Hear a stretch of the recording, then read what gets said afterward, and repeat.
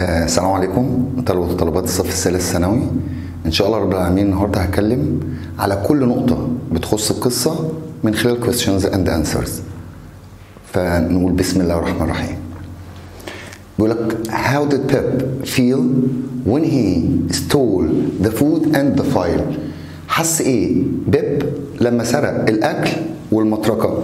did he do anything to relieve himself؟ why not؟ هل هو عمل اي حاجة عشان يريح نفسه يخفف الألم عن نفسه ولا لا؟ بيقول لك he felt guilty، شعر بالذنب. he wanted to tell John what he had done، كان عاوز يقول لجون على اللي هو عمله. طب هو عمل ده؟ قال لك لا، he didn't tell John، ما قالش لجون because he thought he might not want to be his friend if he did، لأن جون might not want ممكن ما يبقاش عاوز to be his friend إنه يبقى صديقه if he did، لو هو عمل كده وقال له إن هو سرق. طب what's your impression؟ إيه الانطباع بتاعك of the man that Pep meets in the graveyard؟ للراجل اللي بيب قابله في الجريفيارد اللي هو الكونفكت. ايه انطباعك عليه؟ at first في الأول I didn't love him، أنا ما حبيتوش. but after he helped Pep I loved him، بس بعد لما ساعد بيب بعد كده أنا حبيته. ده سؤال كويس. how does Dickens، تشارلز ديكنز كاتب القصة، use the natural environment، استخدم البيئة الطبيعية to reflect the characters feelings، عشان يبدأ يعكس المشاعر بتاعت الكاركترز بتاعته. use example to explain، استخدم بقى أمثلة في اللي انت بتشرحه. أول حاجة Pep's afternoon was cold and gray، وقت الظهيرة بتاع بيب كان cold بارد and gray، الدنيا كانت رمادية اللون. ده بقى بيدل على ايه؟ like said period، زي الفترة بتاعته of his life، زي الفترة بتاعت الحياة that it was dark and cold، إنها sad، إنها كانت فترة ضلمة وكانت حزينة. ومش كده بس، قالك بيب felt lonely، كان دايما بيب بيشعر بالوحدة and being an orphan، وإن هو كان يتيم. he missed family warmth، إن هو كان بيفتقد الدفء بتاع العيلة. برضو مش كده بس، while Pep was running، لما بيب كان بيجري after he met the convict، بعد ما خاف بقى وقابل الرجل المدان، the sky was angry، السماء كانت غاضبة.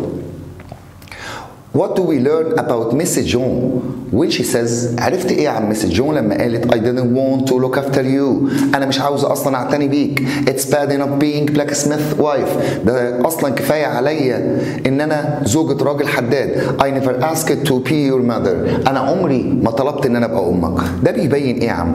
ان she was cruel، انها كانت قاسية to Pep and unsatisfied، وكانت غير راضية with her life، بحياتها. طيب بيب بيقول ايه؟ I hope we don't find the convict جون، انا اتمنى ان احنا ما نلاقيش الراجل المدان ده يا جون. Why do you think Pep said this؟ ليه قال الكلام ده؟ قال لك بيب sympathized، ان هو كان بيتعاطف with the convict، ما كانش عاوز يقابله لان هو كان متعاطف معاه. سريع، ليه كان متعاطف معاه؟ لان الراجل ده has no real family، ما عندوش عيلة حقيقية and has no shelter، ما كانش عنده اي مأوى like بيب، زي الواد بيب. طب وات فيفر، ايه الجميل اللي دو يو ثينك مسز جون ديد فور بيب؟ ايه الجميل اللي هي عملته مع بيب؟ هي الحاجه الوحيده ان شي توك كير اوف هيم، انها كانت بتعتني بيه افتر هيز بيرنتس دايد، بعد وفاه والديه. بيب was helpful to the convict، بيب كان واد متعاون مع الراجل المدان. ايه اللي يبين لك ده؟ قال لك بيب took the convict، خد للراجل some food، بعض الطعام and a file. فايل بمعنى هو هنا مسميها مطرقة أو تيجي بمعنى مبرد. طب do you sympathize with Pep؟ هل أنت تعاطفت مع بيب؟ why؟ وليه؟ yes he was an orphan، هو كان يتيم. his sister treated him badly، واخته كانت بتعامله بشكل سيء أو بقسوة. طب why do you think John was a good blacksmith؟ ليه جون تعتقد إن هو كان حداد كويس؟ قال لك لأن the soldiers، الجنود visited him، زاروه to mend some handcuffs، عشان يصلح لهم الكلبشات. Joe and his wife treated Pep differently. جو ومراته كانوا بيعاملوا بيب بطريقة مختلفة. ايه اللي يبين لك ده؟ قال لك جون was Pep's friend. كان صديق بيب. He treated him well. كان بيعامله كويس. Mrs. جو liked to complain about Pep. كانت دايما بقى مس جو بتحب تشتكي من الواد بيب. She was often angry. وكانت دايما غضبانة. Mrs. جو considered herself unlucky. Mrs. جو اعتقدت نفسها او اعتبرت نفسها انها غير محظوظة to be married to blacksmith. انها متجوزة بلاك سميث. Do you agree with her? Why not? هل انت متفق معاها ولا لا؟ قال لك I don't agree with her. انا مش متفق معاها. اصل مستر جو was a kind and helpful man. ان مستر جو كان راجل عطوف وكان راجل طيب. طب why do you think the convict needed a file؟ ليه المدان كان محتاج المبرد ده؟ قال لك he took off his leg irons عشان يفك الكلبشات اللي حوالين رجله and get away quickly ويقدر يهرب بسرعة. Why do you think Mrs. John wasn't able to understand Pep؟ ليه Mrs. John wasn't able to understand Pep؟ ما كانش عندها المقدرة إنها تفهم بيب؟ قال لك ممكن أقول كده غير المكتوب. There was a generation gap between them. كان في فجوة ما بين الأجيال ما بينهم. إزاي؟ She was 20 years older than him. كانت أكبر منه ب20 سنة. She wasn't kind to anyone. وكمان هي ما كانتش عطوفة ولا طيبة مع أي حد. Even her husband. حتى جوزها. Mrs. John was unsatisfied with her life. Discuss. إيه اللي يبين لك إن Mrs. John ما كانتش راضية بحياتها. She considered herself unlucky. اعتبرت نفسها غير محظوظة to be married to a poor blacksmith. إنها متجوزة راجل حداد فقير. طب how can you prove that Pep was an innocent boy؟ ايه اللي يبين لك ان الواد بيب كان واد بريء واد طيب؟ قال لك he felt guilty. شعر بالذنب when he stole the food. لما سرق الاكل شعر بالذنب. The convict was a frightening man. الراجل المدان ده كان راجل مخيف. ايه اللي يثبت لك ده؟ he threatened to kill Pep. threatened هدد ان هو يقتل الواد بيب. and began to shock him وبدأ كده يهزه from his shoulders. هنقولها دلوقتي. The appearance of the soldiers saved Pep. ظهور الجنود لما جم البيت بتاع مستر جو أنقذ بيب. Discuss. ناقش الكلام ده. His sister didn't discover he stole the food. أخته ما اكتشفتش إن هو سرق الأكل. The escaped convict needed shelter. الراجل المدان ده كان محتاج مأوى. Proof. اثبت الكلام ده. He was shaking. كان عمال بيرتجف while talking to Pep. وهو عمال بيكلم بيب كان عمال بيرتعش. Pep had contradictory feeling towards the convict. Discuss. ايه الشعور المتناقض اللي كان عند بيب تجاه الراجل المدان؟ أول حاجة Pep was frightened of the convict. كان مرعوب من الراجل المدان ده. But he was also sorry for him. بس برضه كان بيشعر بالأسى تجاهه. He sympathized with him. كان متعاطف معاه. Pep was faithful to the convict. بيب كان faithful كان مخلص بالنسبة للراجل المدان. Prove this. إيه اللي يثبت لك ده؟ He didn't admit. لم يعترف. He was a convict on the marshes. لم يعترف إن هو so the convict شاف الراجل المدان ده on the marshes عند المستنقعات. Pep was fond of his sister's husband. كان مغرم كان بيحب جوز اخته. ايه اللي يبين لك ده؟ بيب loved Joe's kindness. كان بيحب العطف بتاعه and helpful والتعاون بتاعه.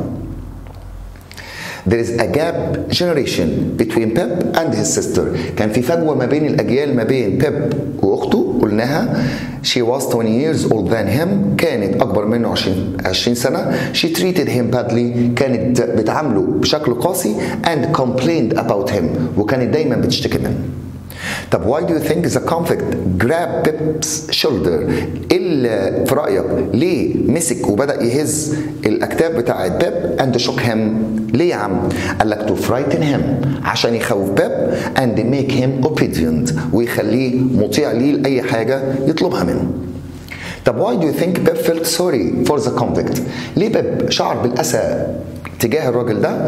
The convict suffered like Pep. لأن الراجل المدان ده كان بيعاني زي بيب بالظبط. Pep had contradictory feeling concerning telling Joe about his theft frustrated. كان عنده شعور متناقض تجاه انه يقول لجون عن السرقه بتاعته. ايه اللي يبين لك ده؟ He wanted to tell the truth. كان عاوز يقول الحقيقة. But he didn't want to lose Joe as a friend. بس ما كانش عاوز يفتقده كصديق. So he didn't tell him. عشان كده ما قالوش. Pep was cunning. خلي بالك من الكلمة. Pep كان واد ماكر مخادع. Why not؟ ايه اللي يبين لك انه كان مخادع ولا لا؟ Yes, he was cunning. ايوه كان مخادع. He stole food and the file. سرق الاكل والفايل and wasn't discovered. ولحد دلوقتي لم يكتشف. طب why do you think the man in the inn had Joe's file؟ كان الراجل اللي هو قابلوه في الحانة معاه المطرقة أو المبرد بتاع مستر جو. ليه تعتقد ده؟ أصل the man الراجل ده had met the convict قابل الراجل المدان in the marshes في المستنقعات. I'd rather she hit me than you. يا ريتها تضربني مكانك. What does this tell you about Joe's personality؟ ده بيبين لك ايه في شخصية جو؟ ان جو was kind and loved Pep. ان جو كان شخصية طيبة وكان بيحب بيب. طب why do you think Stella described Pep as common؟ لما راح زرع بيت مس هافشام، البيت ستيلا وصفته ان هو common من احد العوام. ليه؟ He had dirty hands. كانت ايديه مش نظيفة and ugly boots. والحذاء بتاعه كان قبيح. طب why had most people never seen Miss Havisham؟ ليه الناس ما كانتش بتشوف مس هافشام؟ She never left her house. أصل عمرها ما تركت البيت بتاعها. طب why was Miss Havisham always asking Pep about his opinion of Stella؟ ليه دايما كل شويه تقول له ايه رايك في ستيلا؟ ايه رايك في ستيلا؟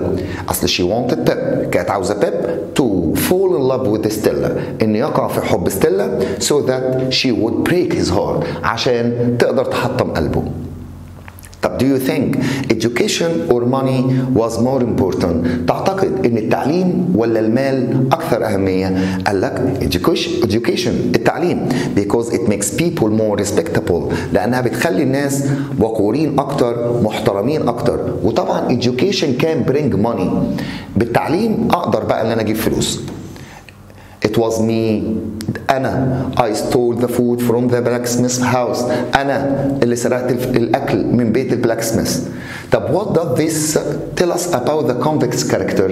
ده بيبين لنا إيه في شخصية الراجل المدان أو المجرم ده. He was brave. راجل شجاع and didn't want to hurt Pep. وما كانش عاوز يأذي Pep because Pep had helped him. لأن بيب كان ساعده. طب why do you think Miss Havisham wore a wedding dress؟ ليه كانت دايما لابسه الفستان بتاع الزفاف ده على الرغم ان عدى سنين كتير؟ She never recovered. اصلها لم تتعافى from not getting married. انها ما اتجوزتش خطيبها. طب why do you think the clock had stopped؟ الساعة اللي عندها ليه توقفت؟ أصل time stopped. بالنسبة لها الوقت توقف. time stopped for Miss Havisham. الوقت توقف بالنسبة لمس هافشام on the day she didn't get married. من اليوم اللي هي ما اتجوزتش فيه.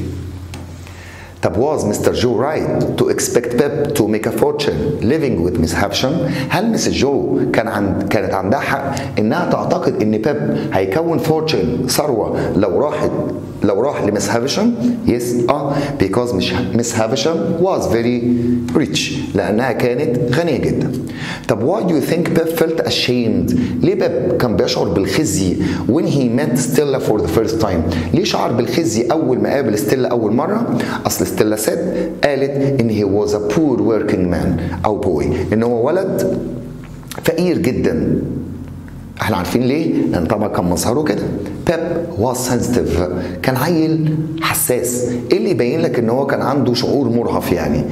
He was ashamed. هو كان بيشعر بالخزي when Stella insulted him. لما البت ستيلا اهانته. طب مستر جو was satisfied. كان شخص راضي بحاله. explain اشرح. قال لك he advised Pep. بدأ ينصح بيب to be happy with the position. انه يبقى سعيد بhis position in life. بمكانته او بوضعه في الحياة. not to be ashamed of it. ما يبقاش خجلان منها. Joe's father wasn't completely careful about his son's future. أبو جو ما كانش حريص على مستقبل ابنه. Prove. إيه اللي يثبت لك ده؟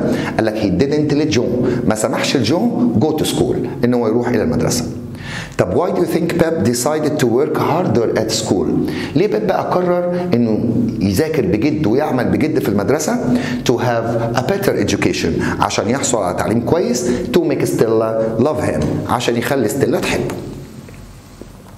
The convict was faithful to Pep. الراجل المدان كان مخلص بالنسبة لبيب. Prove this. إيه اللي يثبت لك ده؟ He told the soldiers قال للجنود إن he stole the food إن هو اللي سرق الأكل from Joe's house من بيت مستر جون. طب why do you think of Stella؟ إيه رأيك في ستيلا؟ Why؟ She was conceited عيلة مغرورة and rude وكانت وقحة. She treated Pep badly عاملت الواد بيب بشكل سيء because he was poor لأنه كان شخصية فقيرة. طب why do you think Miss Havisham said her heart was broken؟ إيه اللي خلى Miss Havisham تقول إن her heart was broken إن قلبها اتحطم because her fiancé had left her on her wedding day لأن خطيبها سابها في يوم زفافها الواطي. طب why do you think Miss Havisham wanted Stella to break Pep's heart؟ ايه اللي خلاك تعتقد ان Miss Havisham عاوزه ستيلا تحطم قلب بيب؟ Miss Havisham hated all men كرهت كل اصناف الرجاله and wanted to take revenge on them وعاوزه تنتقم منهم. Was Pep right to feel ashamed of his life؟ هل بيب كان عنده حق إن يشعر بالخزي من حياته؟ Why not؟ قال لك he wasn't right. ما كانش عنده حق. He should have been satisfied with his position in life. كان يجب إنه يبقى راضي بمكانته أو بوضعه في الحياة. طب why do you think Pep asked Biddy to help him more with his lessons؟ ليه طلب من بيدي إنها تساعده أكتر في التعليم بتاعه؟ قال لك he wanted to get a better education كان عاوز يحصل على تعليم كويس بغرض التعليم. قال لك لا to make Stella love him عشان يخلي ستيلا تحبه. ستيلا controlled Pep from the very beginning.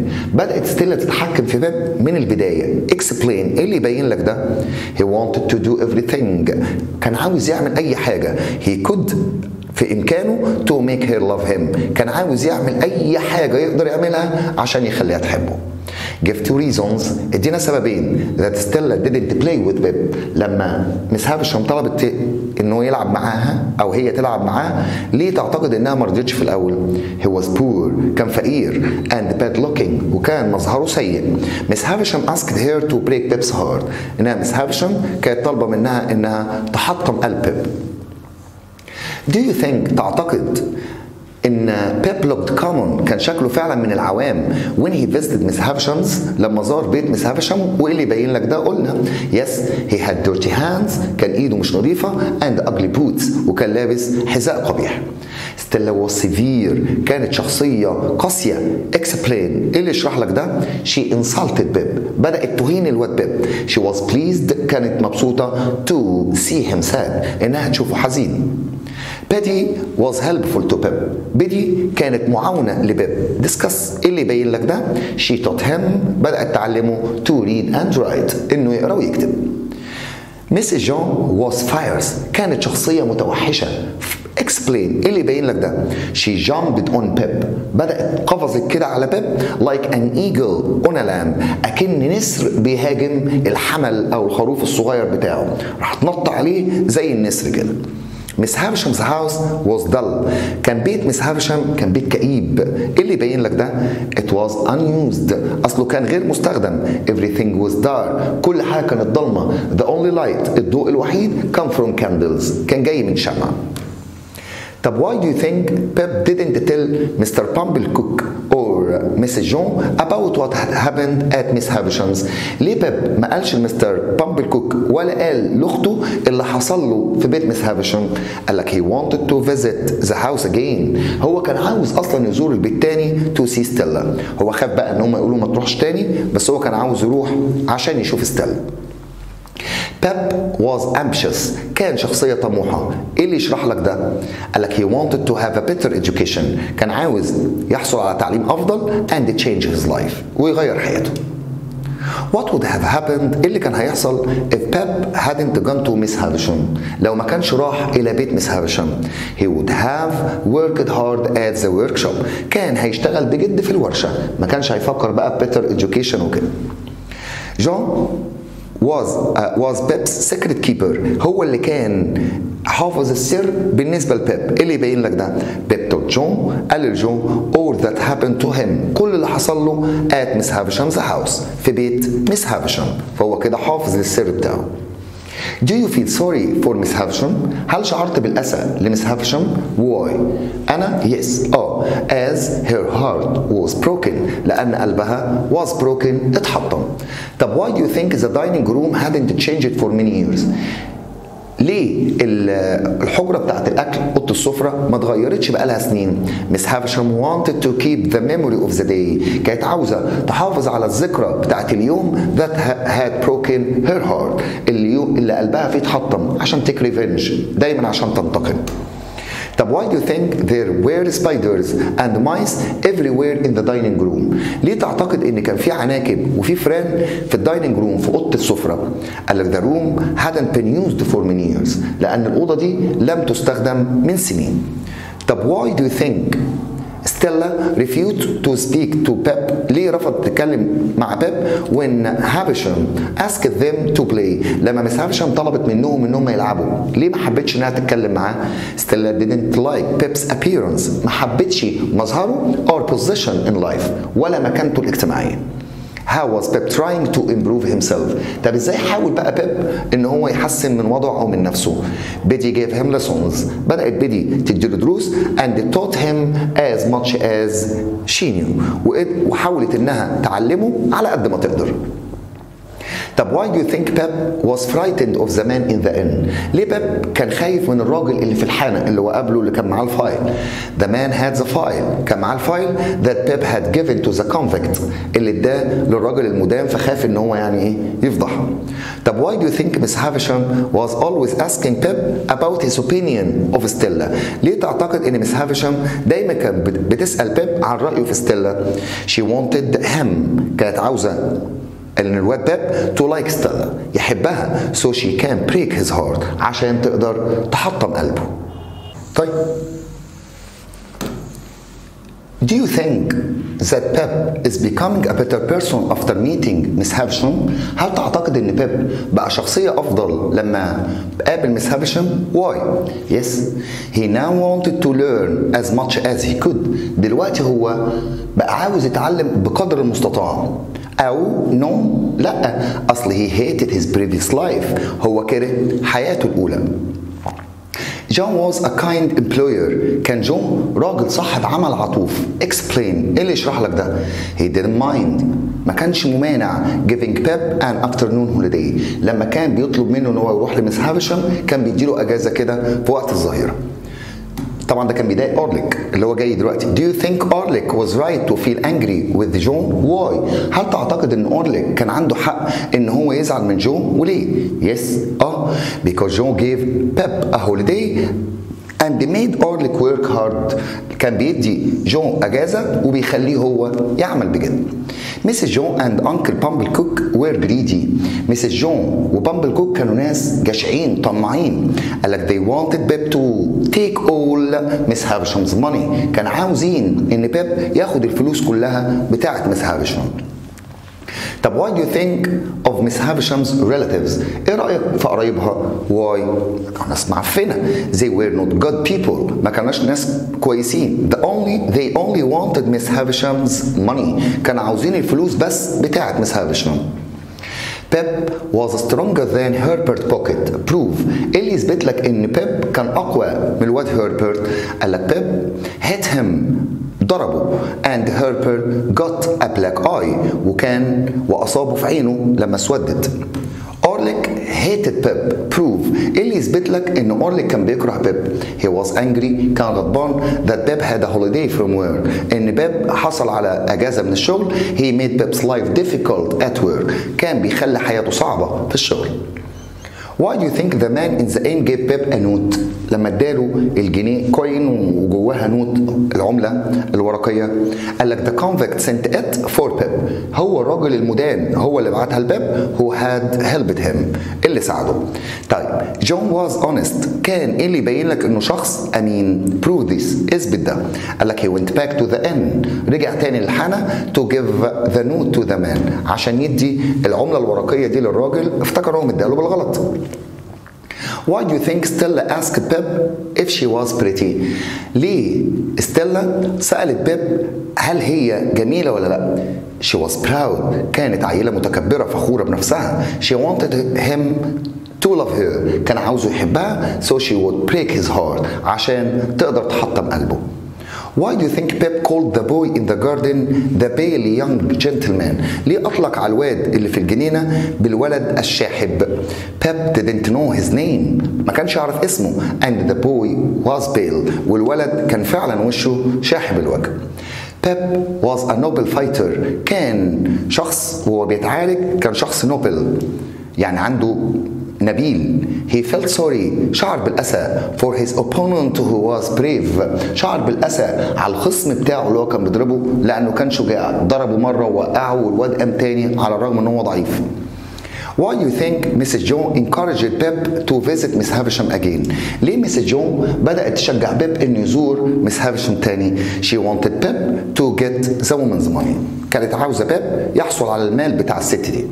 طب why do you think Provis اللي هو ماجويتش اسم التاني بتاعه اللي هو الكونفكت sent Pep a coin. ليه بعت له العملة المعدنية دي؟ To thank Pep عشان يشكر بيب for helping him on the marshes إن هو ساعده في المستنقعات. طب do you think Pep did the right thing when he went to London? Why?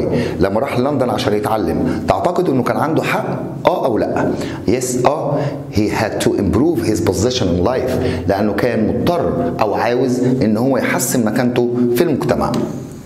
Why do you think Orlick mentioned that more convicts had escaped from the prison ship?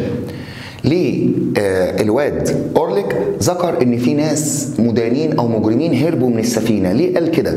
قال لك to give the others عشان يعطي الآخرين the idea that a convict that hit Mrs. Joe. هو راح ضرب مس جو على دماغها وبتاع وما بقتش تتحرك، فهو عشان يديهم فكرة إن الكونفكت هم اللي عملوا كده في مس جو.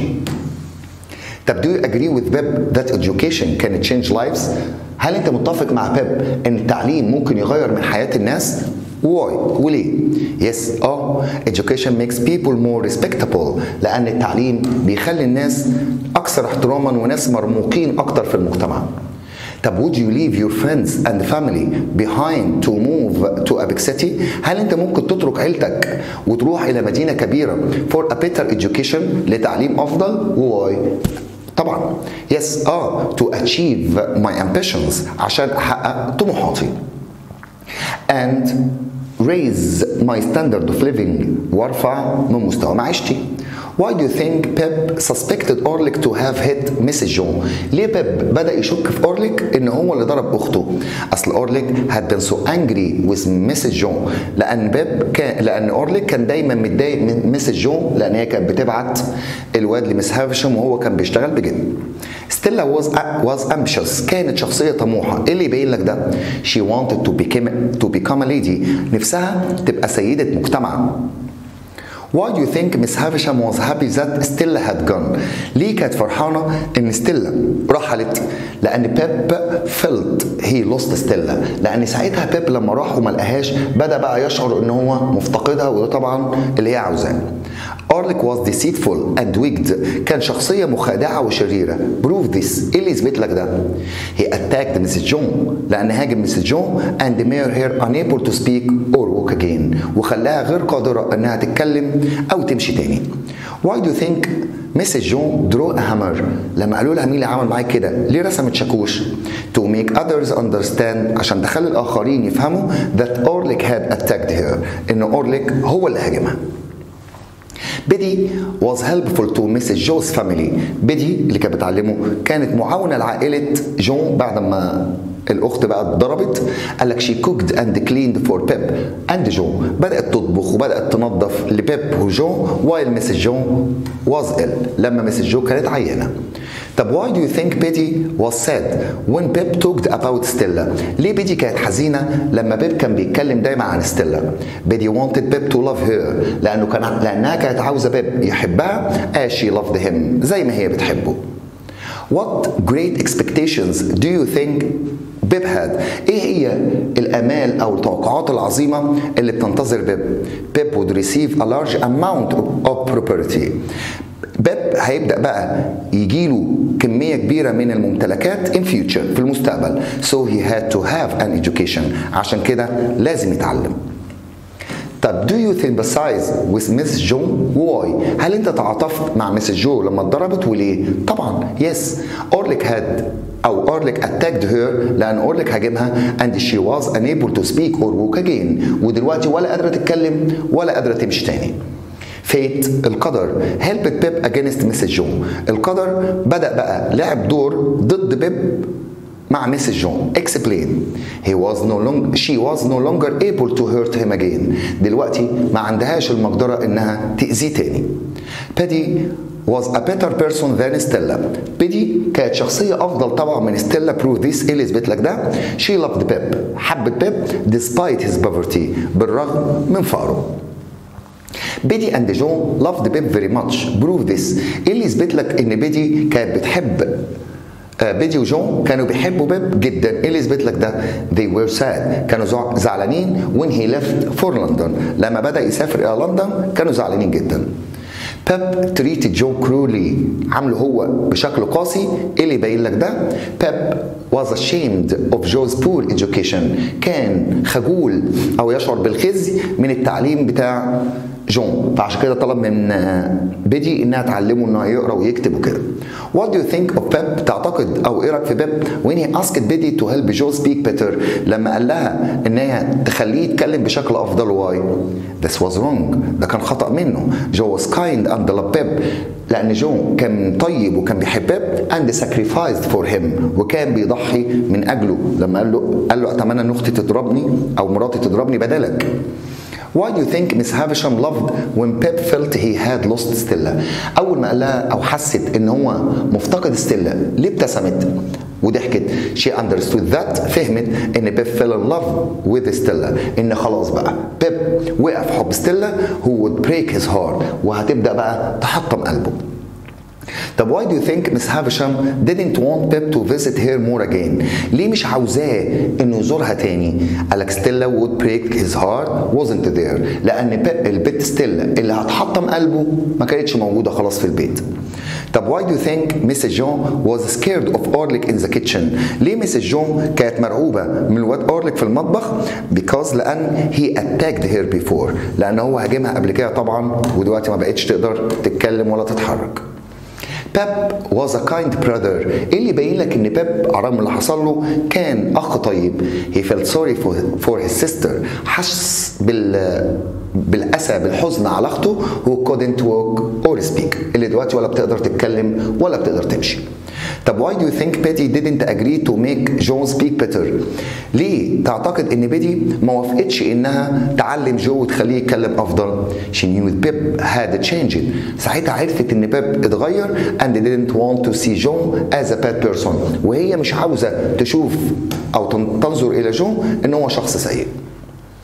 طب do you think Havisham reacted well to her fiancé's leaving her؟ هل مس هافشام اتصرفت بشكل كويس لان خطيبها سابها؟ why؟ طبعا she reacted badly. اتصرفت بشكل سيء. she should have made her own happiness. هي اللي كان عليها انها هي تصنع سعادتها لأن عاشت حياة حزينة. بيب felt the world was waiting for him. حس إن العالم كله منتظره. when he went to London. لما راح لندن. was he right؟ كان عنده حق ولا لا؟ why not؟ طبعا he was right. كان عنده حق. he had a benefactor.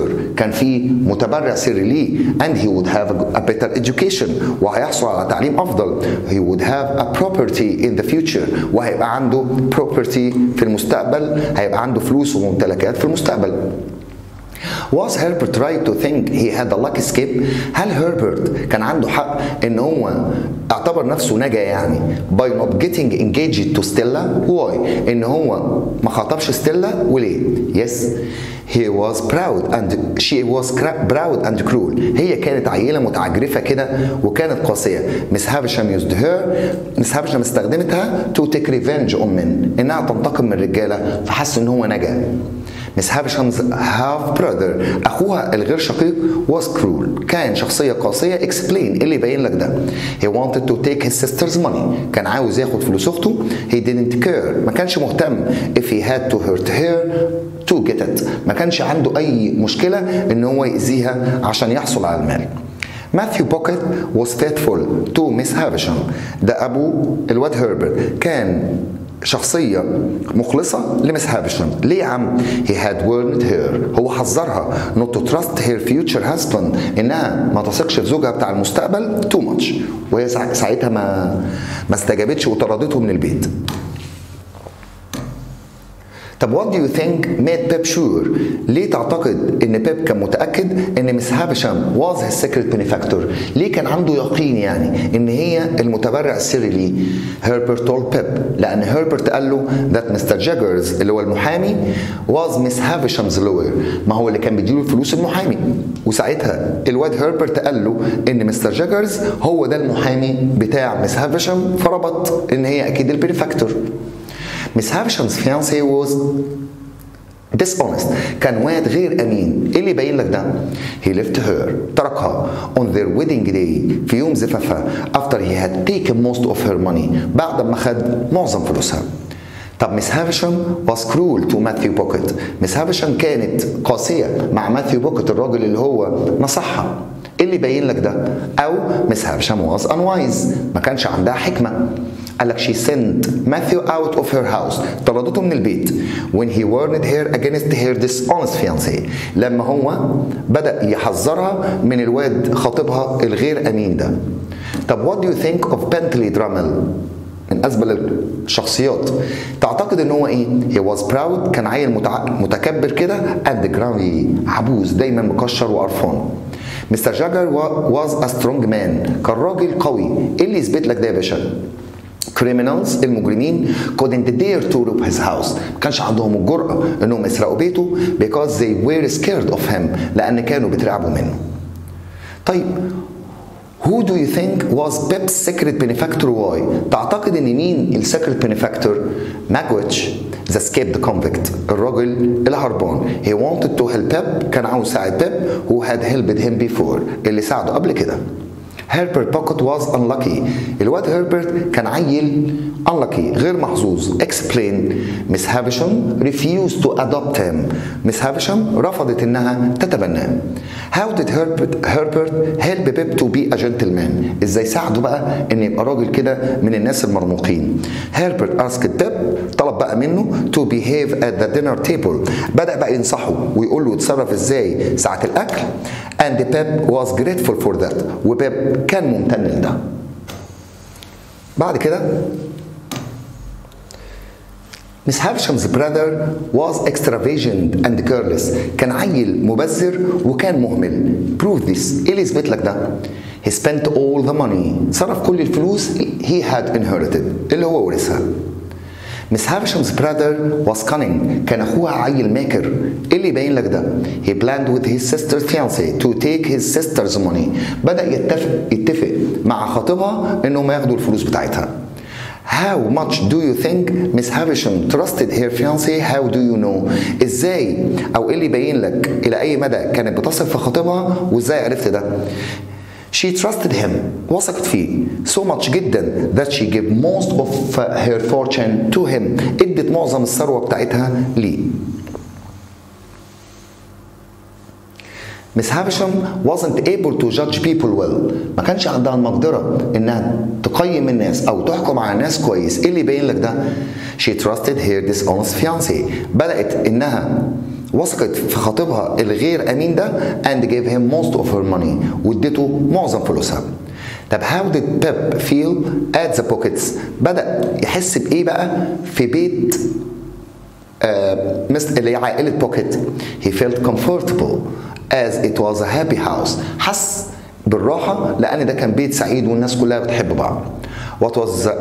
what wrong impression، ايه الانطباع السيء did Miss Havisham have about Matthew Pocket اللي هو نصحها؟ ايه الانطباع السيء؟ she thought، اعتقدت ان he wanted her against her fiancé to get her money، ان هو warned her، بدأ يحذرها من خطيبها. ليه؟ عشان يحصل هو على المال. Mr. Matthew Pocket was a man of principles. كان راجل عنده مبادئ. ايه اللي يبين لك ده؟ He didn't visit Miss Havisham. ما زارش مس هافشام تاني so that she wouldn't think ان he wanted her money. عشان ما تعتقدش ان هو عاوز فلوسها. طب what do you think of Mr. Matthew Pocket's family? Why?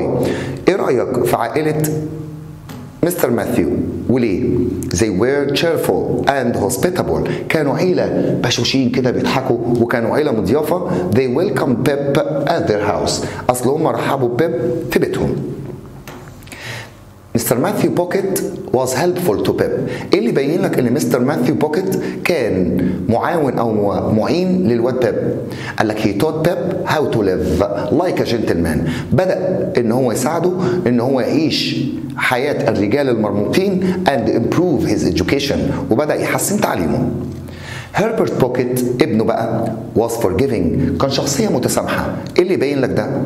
هو كان ضربه قبل كده. قال لك he treated Pep well. عامله كويس. though على الرغم بيب had won a fight against him before. على الرغم ان بيب انتصر عليه قبل كده في المعركة او في الشجار اللي كان ما بينهم. طب do you think Mr. Jaggers was a good person? هل تعتقد ان مستر جاجرز ده كان راجل كويس؟ او لا؟ No. لا. He appeared to be a bad person. كان شكله راجل كده سيء and his servant was scared of him. وحتى كمان الخدامة بتاعته كانت بتترعب منه ستيلا. He was also boastful. وبرضه كان شخصية كده دايما بيتباهى بنفسه ومتعجرف. طب why do you think the criminals are afraid of Mr. Jaggers? ليه كانوا دايما المجرمين بيترعبوا منه؟